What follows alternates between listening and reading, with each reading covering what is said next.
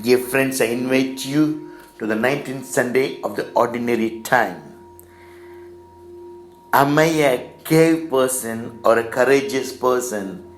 It's a question given to us from these liturgical readings of this day.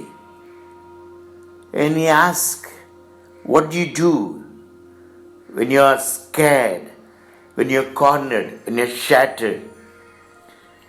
A boy said, when I'm scared and when I'm cornered, I get into very violent and detective video game. I spend hours together. College going girl said, I just get into my bed, close my door. I'm in bed for hours together when I'm panicked, when I'm scared, when I'm cornered. The office going person said, if my office employees work gave me tension during those moments, whenever they gave me tension, whenever they made me upset, when I feel scared, when I feel the doors are closed, I go out, keep smoking for more than an hour. Yes, dear friends, we have our own way of finding shelter. We have our own cave. We have our own shelter and cave during the moments when we are filled with fear, when we are gripped with fear, when we are cornered, when we are shattered, when we realize that there is nothing can be done, all the doors are closed. It's an invitation for us to realize what is the cave I find I get to it for shelter. In the first reading, we have a wonderful person, Elijah. Elijah is remembered as a great representative of all the prophets we know from the Transfiguration experience. Because of his life, his response to God's call, and his involvement with the people. Elijah, if you to understand this particular passage, you need to understand the previous passage. When kingdom was divided, the kingdom of Israel with the capital of Samaria, they followed the king, the gods of the kings, the rulers. The seventh king Ahab married a pagan family person, Isabel, and she had so many false gods, building altar and temple. Ahab was just supporting her. In that particular situation, Elijah is sent, inviting people back to Yahweh. So in the famine, given the situation, challenging situation, it's a things. The offering of Elijah is burnt and taken, accepted, proving Yahweh is the only true God. All the 450 false prophets were killed, and Jezebel was angry, upset, sad, disappointed. She wants to take a revenge, giving order to kill Elijah. Here, that passage today we have, he goes into the cave in Mount Carmel, finding shelter. Everything is closed. There is no one around me, supporting me. Lord, why did you call me? The death is in front of me. So in that despair, in that moment of anguish, in the moment of fear, cornered and shattered moment, here God is calling, come out of that cave. He doesn't realize that he thinks Yahweh is let him down. There's a huge wind, severe wind. He expects, Lord, the extraordinary, huge, gigantic way. There's an earthquake, there's a fire, but God, there's a gentle breeze passing away. A regular, gentle breeze. God is there. He is closing his face, coming out. He has given water and bread to walk to Horeb, to experience, to renew his covenant with Yahweh. Remember recalling the covenant of Yahweh with Moses and people of Israel. So he realized that he is present. The Yahweh is, I made him absent.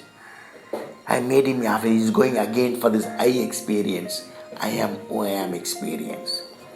In the gospel we have another person, Peter, a wonderful apostle. Whenever he is scared, whenever he is troubled, whenever he is worried and cornered and despair, when things are let down, he questions. He's trying to prove himself. We know this in various moments.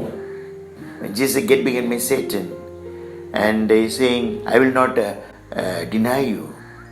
So here, the ghost, they don't recognize.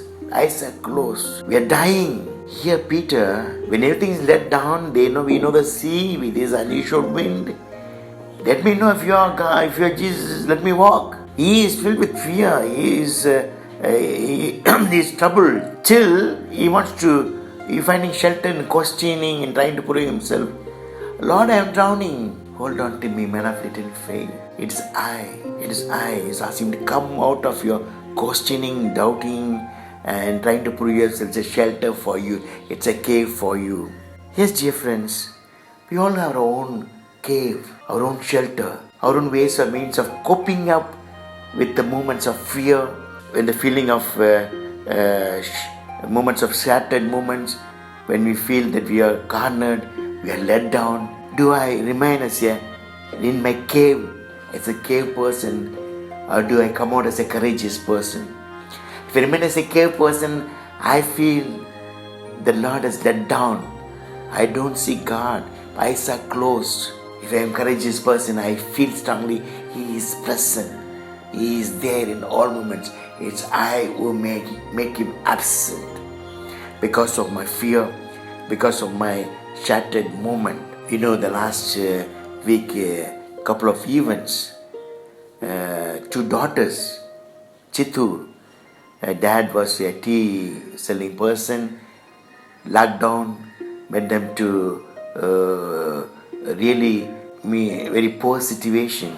You go back to your own village, no money, the little land they have, no money to cultivate, no oxen. So the 2 daughters, one is done 10th standard, another one is done 12th standard, to replace the oxen, ploughing the field. Though the actor as sponsor later, they did not get into the shelter. They did not get to the cave. The God who has made us, given this land, He will show the possibility. They believed. They got into the field as a courageous girls, ploughing, replacing the animal there, replacing the machine tractor there. Another example, Das, a visually impaired person. When she was 3rd, due to the medication, she lost her eyesight. Parents gave her support. She passed the service exams, UPSC service exam, colorfully, successfully. And she says, when everybody said everything is let down, your life is closed. No, I said no. I will not shelter. I will not remain the closed door. I came out. I struggled through. I worked hard. I found a way. The Lord has a way for me. We all know the example of Moses, experience of Moses. I am who I am.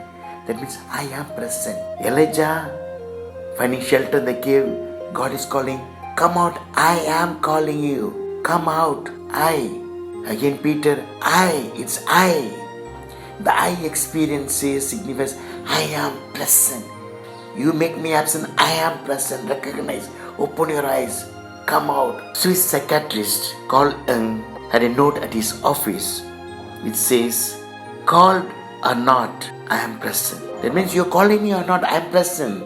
That is God. Whether you call me, find me, I find you. I'm in search of you. I keep searching for you. As we come to the altar of God, let us thank God for this wonderful new day, and let us recognize our sheltering cave moments and what way I can recognize God and continue to remain as a courageous person. Amen.